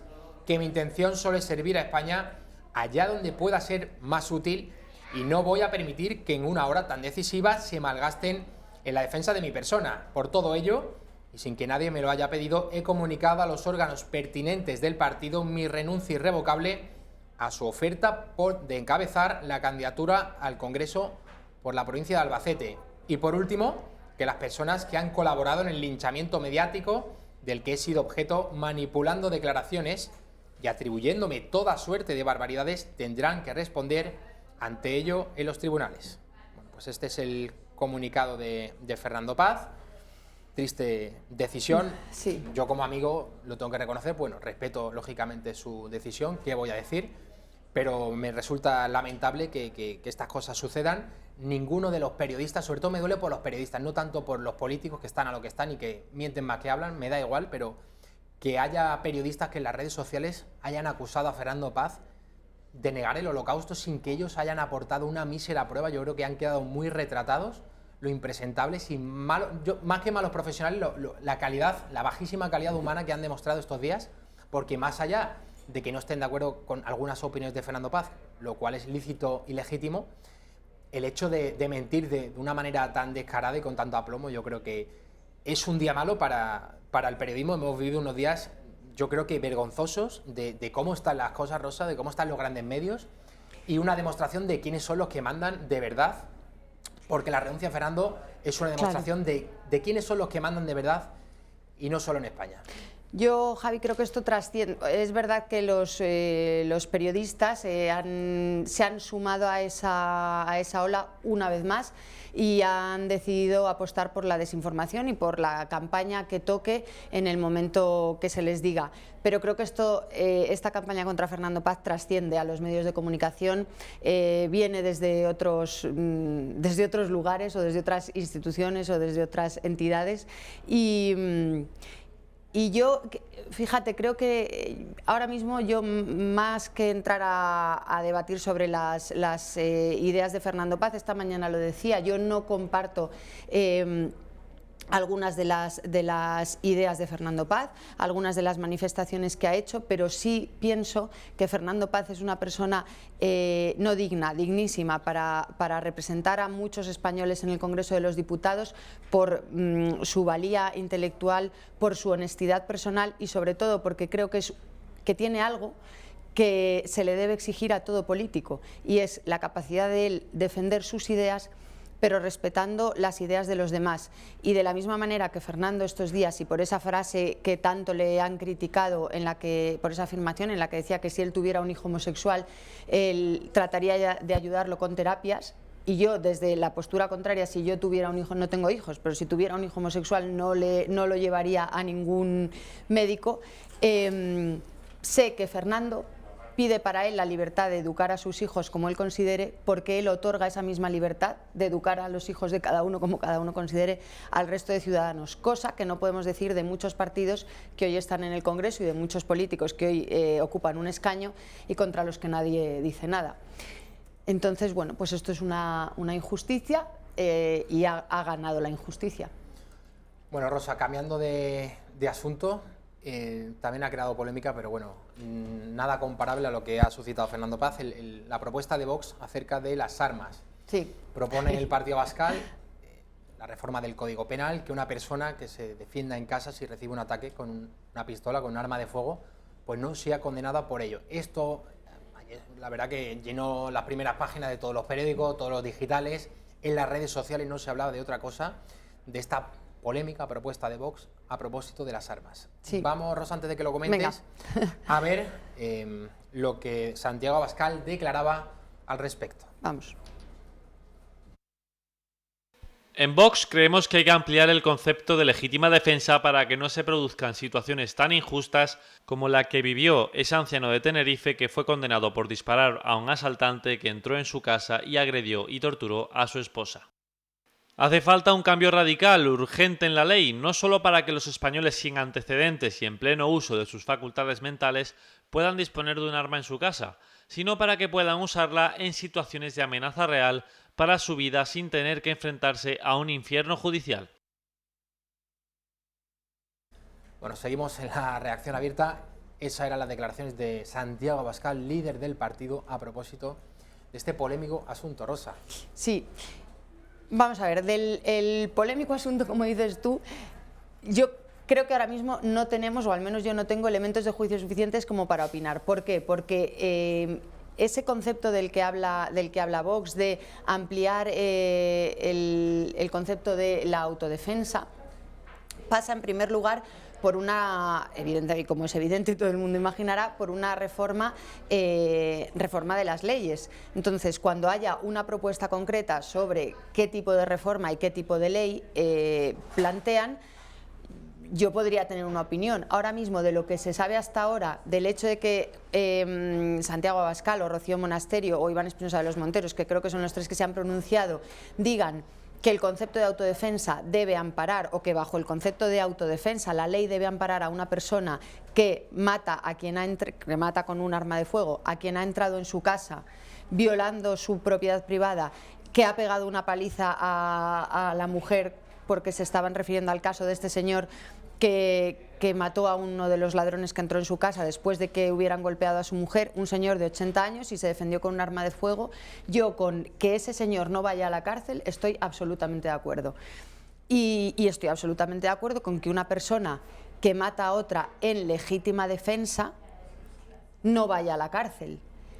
De ahí a decir que se va a legalizar o a facilitar la tenencia de armas, creo que hay un espacio amplio y un camino muy amplio por el que transitar, y yo no sé ahí, sinceramente no sé dónde se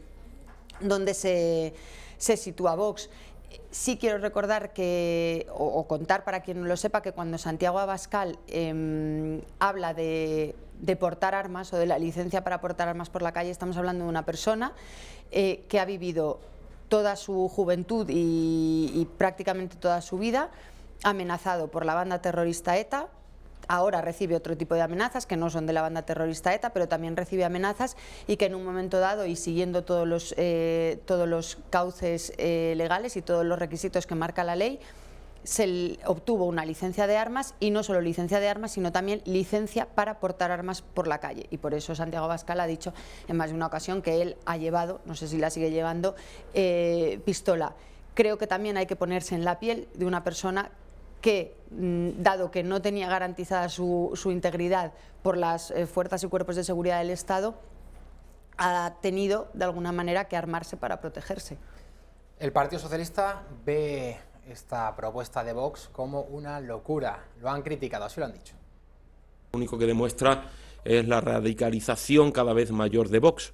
Ya estamos viendo qué es lo que nos está planteando este partido de la derecha más extrema, y es, bueno, plantear cuestiones que hoy día no preocupan a la ciudadanía. Hoy día ningún ciudadano de nuestro país está preocupado por si debe de tener un arma o no en su casa. No hay ningún joven que esté demandando un arma. Lo que están demandando es empleo digno. Por eso el gobierno del Partido Socialista lo que está es trabajando, pues precisamente en mejorar los empleos que ahora mismo hay. Ningún pensionista está pidiendo un arma para su casa. Lo que están pidiendo son pensiones dignas, y en eso ha trabajado el gobierno socialista y trabaja el Partido Socialista. Pues en el PSOE no ha gustado esta medida de Vox, tampoco en Ciudadanos. Bueno, pues parece que la última ocurrencia del día de Vox es legalizar las armas de fuego. Yo creo que en España tenemos suficientes problemas ya. El paro, la precariedad, los retos enormes que tenemos como país, como para inventarnos problemas que no existen. Como digo, esto es particularmente grave. Me parece muy preocupante que queramos generar inseguridad donde no la hay. Seguimos en la redacción abierta de la tarde. A veces nos juega una mala pasada esto. Bueno, Rosa Cueramos, que te tienes que marchar, ¿no? Con mucha prisa. Bueno, tenemos ahí un informativo pendiente. Y con mucha pena. Pues Rosa, sí, muchísimas con mucha gracias. pena. Gracias a ti, Javi, y una vez más estamos aquí en esta cámara. Me apoyo, el tuyo ya lo has manifestado sobradamente, a Fernando Paz. Y un abrazo muy fuerte para Fernando. Vamos a emitir ahora un vídeo sobre... ha sido también una de las críticas que se le ha hecho a Vox, distintos fichajes, todos procedentes del ámbito militar. Estas son las figuras militares de Vox. A ver si podemos ver ese vídeo. Son los militares que Vox ha fichado esta semana, distintos cargos, la mayoría ya estaban retirados de la carrera militar, y el partido Santiago Abascal pues esta semana daba a conocer distintos nombres. La izquierda, por supuesto, lo ha recibido, y no solo la izquierda, de uñas. Ahora sí, vamos a verlo. Santiago Abascal sigue cavando trincheras para hacer hueco a los militares que formarán parte de las listas de Vox en las próximas elecciones del 28 de abril. Como número 1 por Cádiz, Vox ficha a Agustín Rossetti, de la Brigada de Infantería de Marina. Él será número 1 por la provincia de Cádiz. Otro general, Alberto Asarta, quien estuvo al frente de la misión de Naciones Unidas en Líbano en el año 2009. Asarta será el cabeza de lista de Vox por Castellón. Quien también aspira a lograr un puesto como diputado, en su caso por las listas de Alicante, es el general Manuel Mestre, quien estuvo al frente del mando de las fuerzas conjuntas de la OTAN en Lisboa. El cuarto general que ha anunciado su adhesión a Vox ha sido Fulgencio Coll, que será candidato el 26 de mayo a la alcaldía de Palma en coalición con Actúa. Coll fue jefe de Estado Mayor del Ejército de Tierra durante el último gobierno de Zapatero. Todos ellos ya forman parte de un equipo que, desde la oposición, no han tardado en criticar. El 23F entraron al Congreso disparando. El 28A quieren entrar votando. Se dejarán la pistola en casa, pero es lo mismo. No hay duda que Vox ha encontrado un nicho en las Fuerzas Armadas que va a seguir explotándolo. Seguimos en la redacción abierta, 8:25 de la tarde. Raquel Tejero, ¿qué diario? Muy bienvenida. Muchas gracias. Bueno, un asunto en relación a Podemos, es uno de los temas que más te gusta informar, todo lo que sucede en el partido de Pablo Iglesias, ahora en plena crisis, ahora en plena decadencia, pero no es el único partido en decadencia. Ha despedido con 20 días de indemnización al equipo más cercano de Íñigo Errejón. Y estos son los señores que habían criticado la reforma laboral del gobierno anterior, del señor Mariano Rajoy.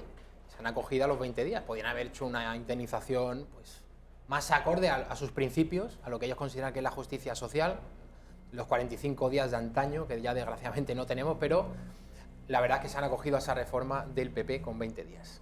Sí, además ha sido en un momento que les va a perjudicar porque estamos apenas a un mes de las elecciones y es una decisión muy importante y en la que los trabajadores, que son los principales votantes de Podemos, esos trabajadores más de la izquierda, se van a fijar. Es una medida, desde luego, muy polémica, que Podemos haya optado por ese despido con 20 días, cuando ellos defendían 33, incluso hasta 40. La medida ha sido tremenda y totalmente fulminante. Creo que no se esperaban que iba a salir a la luz tan pronto.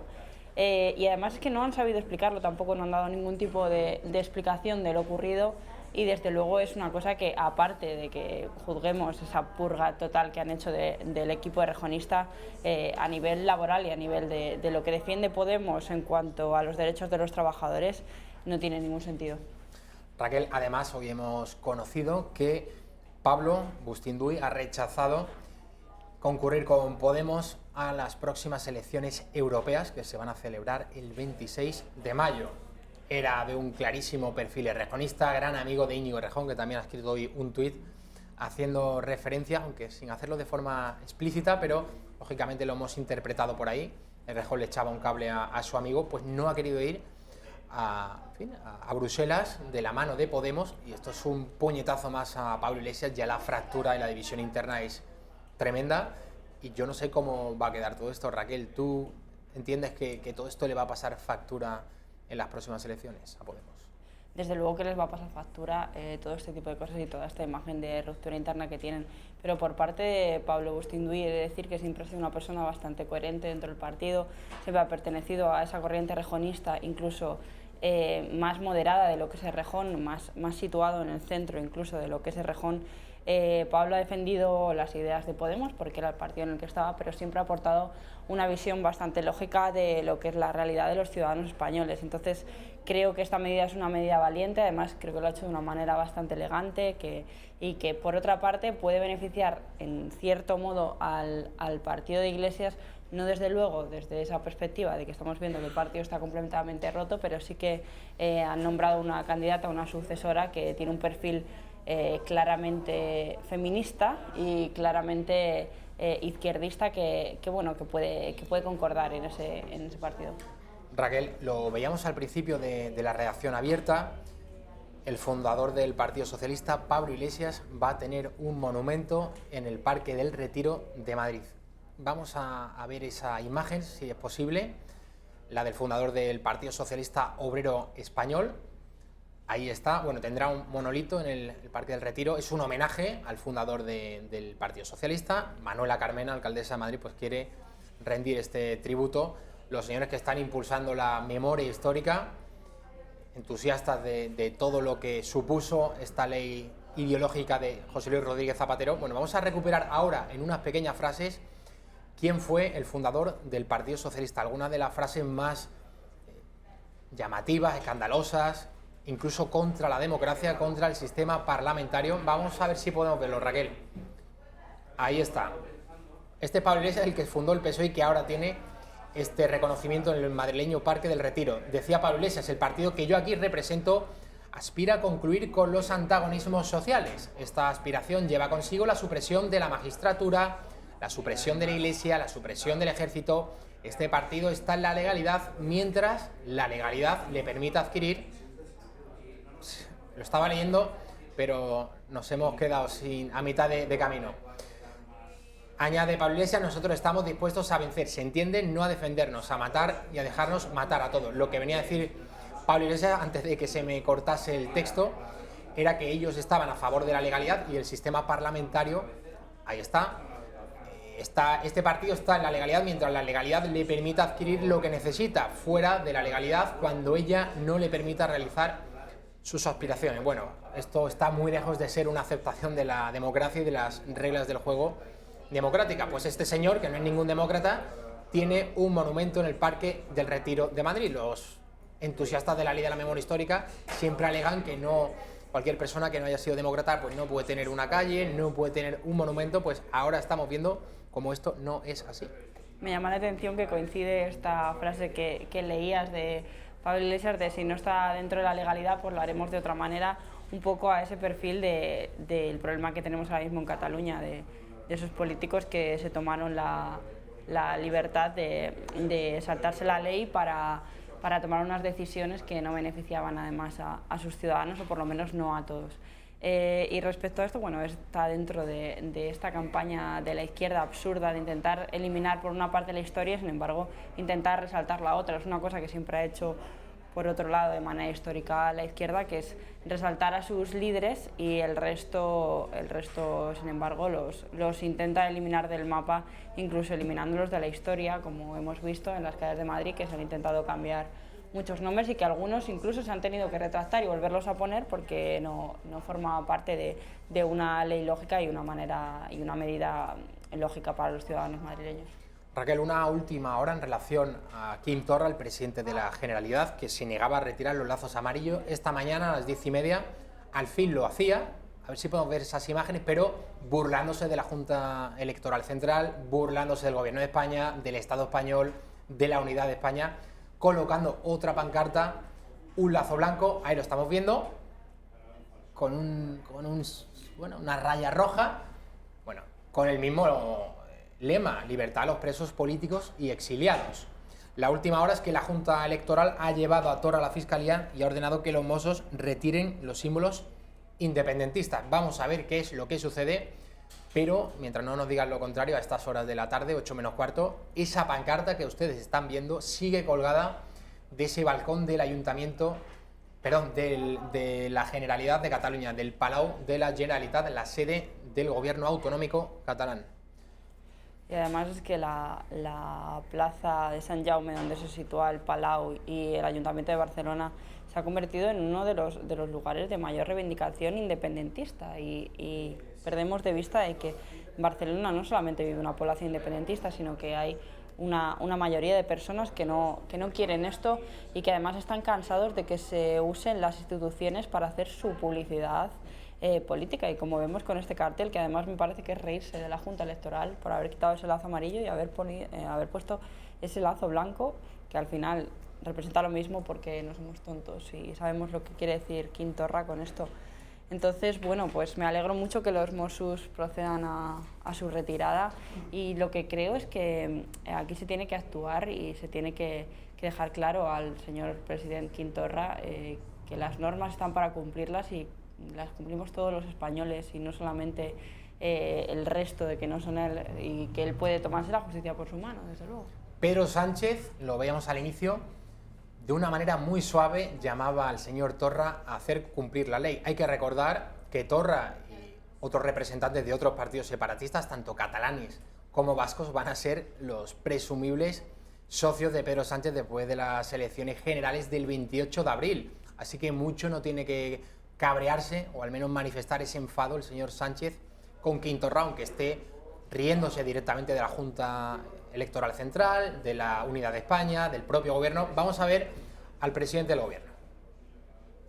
Lo que le diría a todos los actores políticos es que España es un Estado social y democrático de derecho. Y cuando entramos en un proceso electoral, lo que tenemos que hacer es someternos todos a la Junta Electoral Central. Todos y cada uno de los actores. Las instituciones públicas son instituciones de todos y de todas, ya sea en Cataluña de nacionalistas como de no nacionalistas. Y por tanto, sus dirigentes, sus líderes, lo que tienen que hacer es respetar esa neutralidad y esa concepción de la institución plural, no patrimonializarla, como en este caso están haciendo algunos actores políticos, en este caso independentistas. Yo lo que le puedo garantizar es que el Gobierno de España estará a lo que le diga la Junta Electoral Central. Hombre, solo faltaba. Por un lado, Sánchez tiene que estar, lógicamente, en el cumplimiento de la ley, para algo es el presidente del Gobierno, aunque sean funciones, pero por otro lado, entiendo que seguirán los contactos de manera subterránea con los principales partidos separatistas, porque la opción del indulto sigue estando ahí, encima de la mesa. El Gobierno no lo ha reconocido, de hecho lo ha negado, pero ¿de qué manera puede convencer el Gobierno? ¿Qué le puede dar a esos partidos separatistas a cambio del apoyo y de seguir en la Moncloa? Es que además es el problema que tiene Pedro Sánchez, que tiene que pactar con unas personas que son muy difíciles de contentar. Entonces, ¿cómo intentas hacer cumplir la ley desde tu posición de presidente de Gobierno, que tienes que ser el número uno en intentar hacer cumplir la ley, y a la vez contentar a tus socios de Gobierno, que lo que les gusta es saltarse la ley? Otro ejemplo que hemos visto, por ejemplo, es en ese apoyo que un sector, no todo el Partido Socialista de Navarra, el Partido Socialista, va a acudir a la manifestación del sábado de Alsasua. Quiero decir, es el problema que tiene el Partido Socialista, que tiene que estar en un lado y en otro. La señora Mendía, recordemos que participaba en un reportaje en Navidad acerca del menú gastronómico navideño con el terrorista Arnaldo Otegi. Eso es, sí, pero bueno, es que eso ya es el pan nuestro de cada día. Hemos visto al señor Otegi fotografiándose con los líderes de los partidos, con Pablo Iglesias, como tú comentabas. Y ha sido la estrella del proceso en Cataluña, ¿no? Por la calle la gente le pedía fotos. Eso es, por la calle la gente se hacía fotos con él, igual que eso se hacía con Carlos Sastre, que era también de la banda terrorista catalana independentista Terra Lliure. Bueno, pues es que en este país hay veces que olvidamos, yo siempre lo digo, olvidamos la memoria más reciente y nos queremos ir a una memoria mucho más antigua que nos parece mucho más fácil de reivindicar, y olvidamos que hay todavía muchas víctimas vivas de que sus familiares han muerto a manos de bandas terroristas como ETA o Terra Lliure. Raquel, no sé si has visto las siguientes imágenes. Un scratch ayer en Barcelona, en el Salón de la Enseñanza, en el stand del Ejército. El año pasado la señora Ada Colau, alcaldesa de Barcelona, señalaba a los militares, decía que eso no era espacio, el ámbito de la enseñanza, para que acudiesen militares. Ayer, como digo, señores de los CDR, de Arran, que son los cachorros de la CUP, realizaban el siguiente scratch a ese stand de los militares en el Salón de la Enseñanza de Barcelona. Vamos a verlo. Las armas matan, las armas no educan, las armas matan, las armas no educan, las armas matan, las armas no educan, las armas matan, las armas. Ahí para allí con él, ¿vale?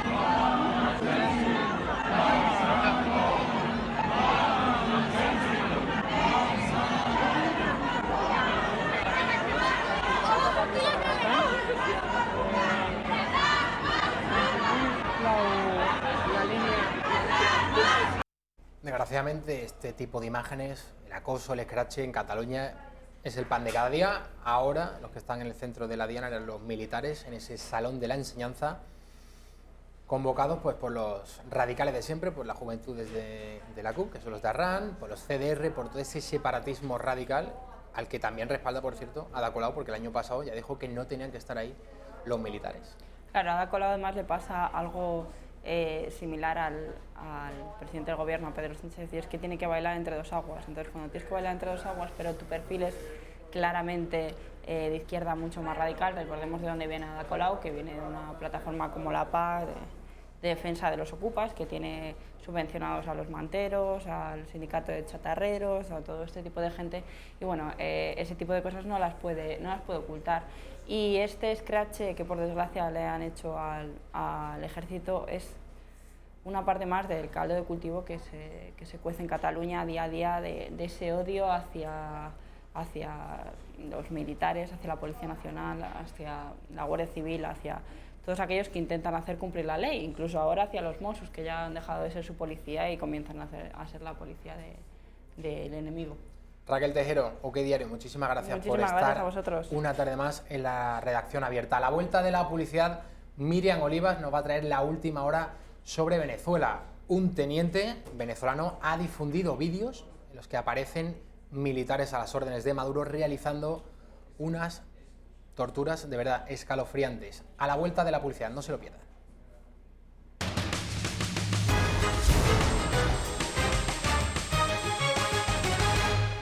8 menos 5 de la tarde, nos queda muy poco ya para finalizar la redacción abierta. Miriam Olivas, muy bienvenido. Muchas gracias, Javi. La última hora sobre Venezuela, ese vídeo de un teniente que ha difundido en el que aparecen torturas a presos venezolanos. Así es, Javi, se ha hecho público hoy mismo un vídeo donde se demuestra las torturas que están sometidos los presos en las cárceles militares de Venezuela. Lo ha filtrado el teniente Ronald Dugarte, que ha desertado y ha presentado estos vídeos frente a la OEA. Ha desertado porque asegura que nunca ha visto tales atrocidades y torturas antes que empezar a trabajar en esta cárcel. Presten atención al vídeo porque realmente no tiene desperdicio.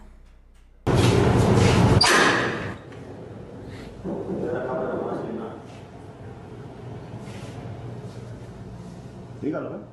¿Va a desayunar? No voy a desayunar. Tengo muy mal el estómago por dentro. Y hasta que no hable con el coronel para tramitar mis exámenes médicos, no puedo comer. Y estoy orinando la sangre. Aquí está la sangre que estoy orinando. Necesito hablar con el encargado de la investigación para poder entonces... ¿Qué?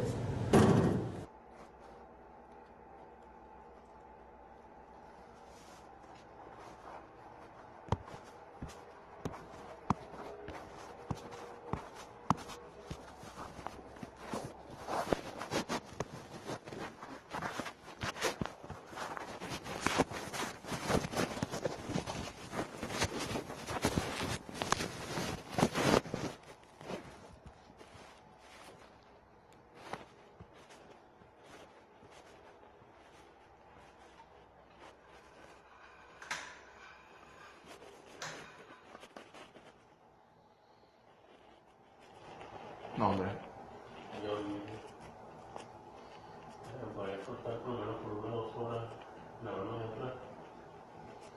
No, hombre. ¿Yo qué? Mejías. ¿Qué eres tú?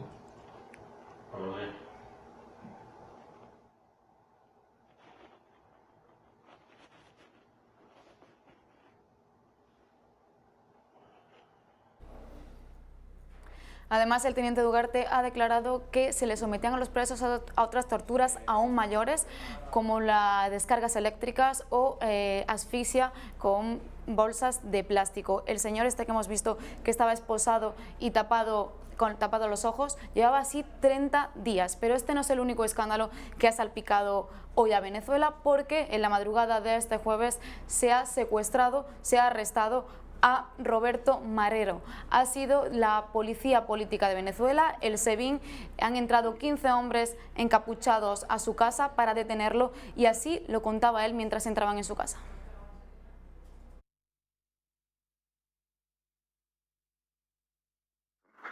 Un grupo fuerte del SEBIN, una de madrugada, han tomado la pared.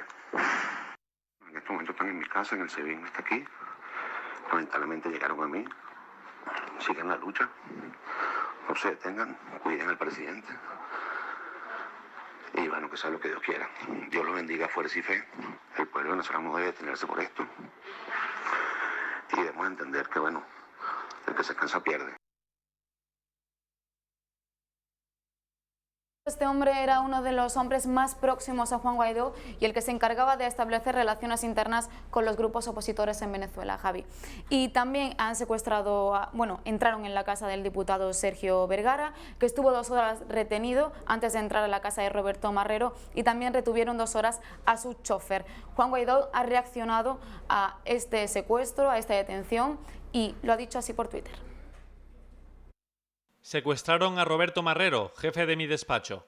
Él denunció a viva voz que le sembraron 2 fusiles y una granada. Se lo dijo al diputado Sergio Vergara, su vecino.